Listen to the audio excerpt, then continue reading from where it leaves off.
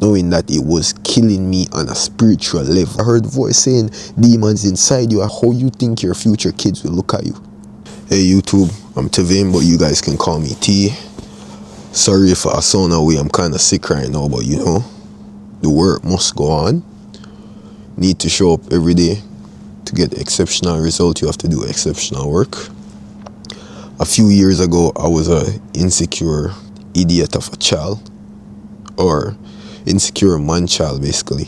I used to do everything just to try and fit into the crowd.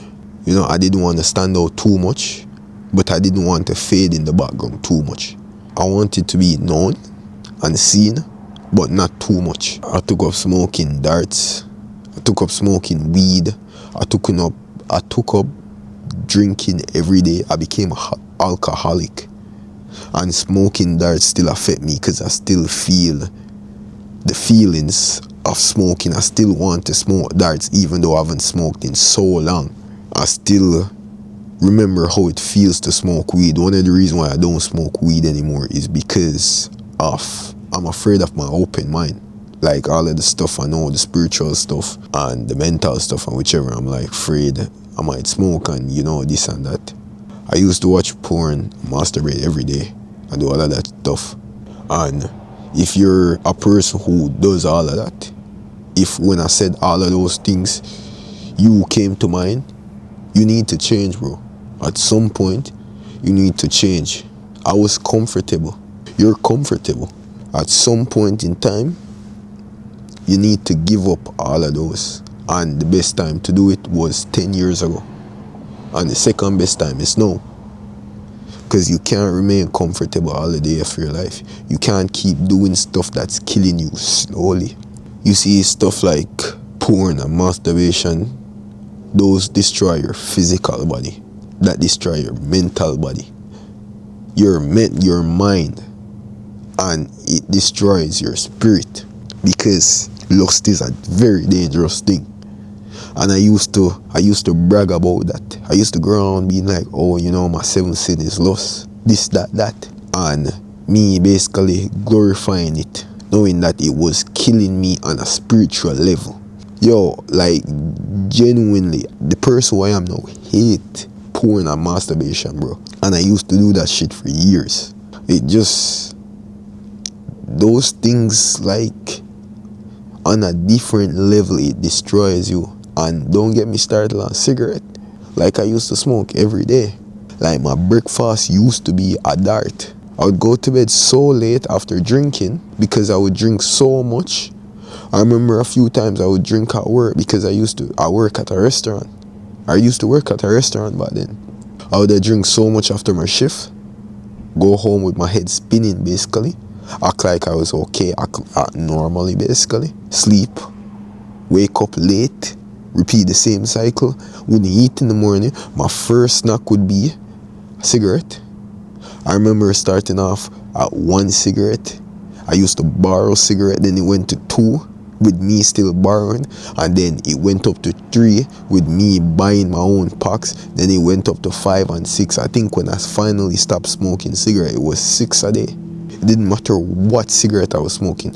Whenever I wanted to smoke, I just wanted to smoke, and it was kind of hard to stop because that lingering feeling was there.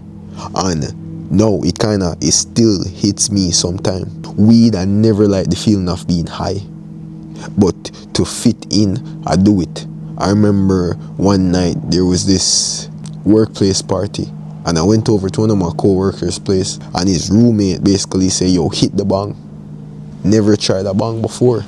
I hit the bong, and I remember just like being on the couch, like not even know what's going on.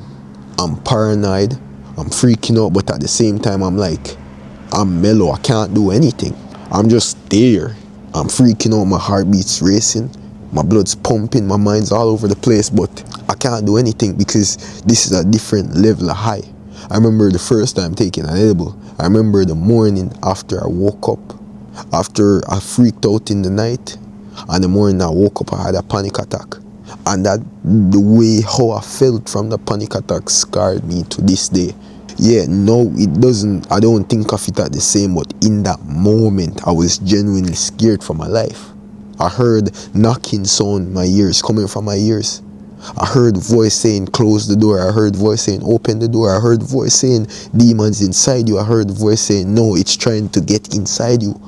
And yo, that was a different experience. That was scary. I was trying to fit in, bro. I was trying to be comfortable.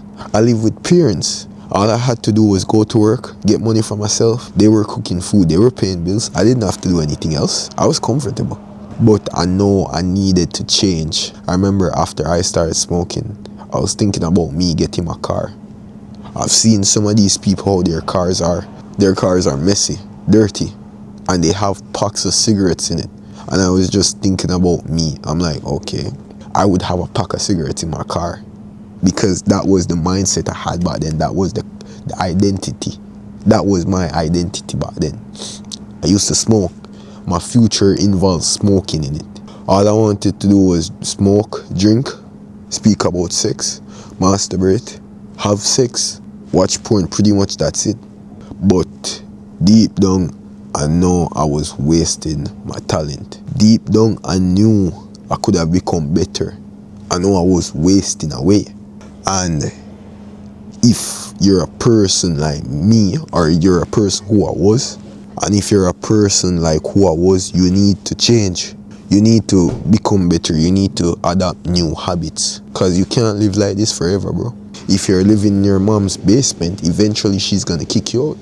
Eventually you have to go off on your own. Eventually you have to become a better version of yourself. You can't keep living like this every day. Deep down in my subconscious mind, I knew I was wasting my potential. And it was one season of L's. Just one season of L changed up everything for me. The girl I was with for months, the girl that made me feel different, you know? Put me in that lover boy vibes, took me out of my nonchalant personality, put me in that lover boy vibes. Broke up 2nd day of January 2025, bro. And then you know what they say, oh, whenever you're in a breakup, get more closer with your friends. My friends basically switched up on me because I wanted to do better. My mom used to always tell me when I was growing up, me and my brother, that if you're with someone and you and them leave, you and them are no longer together, don't let them look back and see you in the same place or you're doing worse, because that would confirm them leaving you. That would confirm they made the right decision by leaving you. So I wanted to change. I wanted to grow. And my friends didn't want to do that. They wanted to play games, drink, talk about girls, this, that.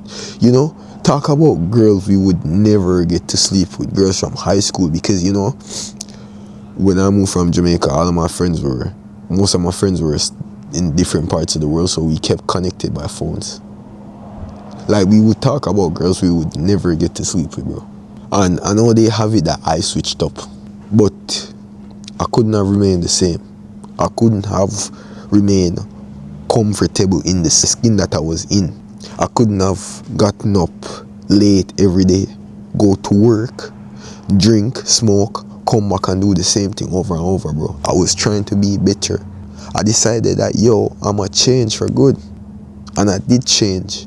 So it's never too late to change. No matter what you're going through, no matter how you feel your habits are stuck, you can change. And the best place to start with the change is the gym. Or, no, not just or, and in the Word of God. Because I look at it now that God made me take all of those L's to teach me. God knew the person I would become, so he made me to back-to-back L's. He gave me a season of me just getting beaten up by life, thrown in the dirt, stepped on repeatedly, because he knew the person who he created me to be, and he wanted me to become that person. So I'm speaking from experience.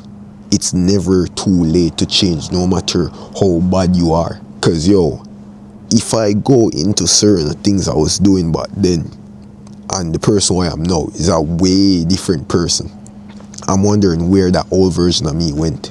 So you should change, and you need to change. No matter what you're going through, no matter what you think you can't overcome, no matter the bad habits you have, You are supposed to change. You are supposed to become a better version of yourself. You know you're supposed to change too. That's the thing.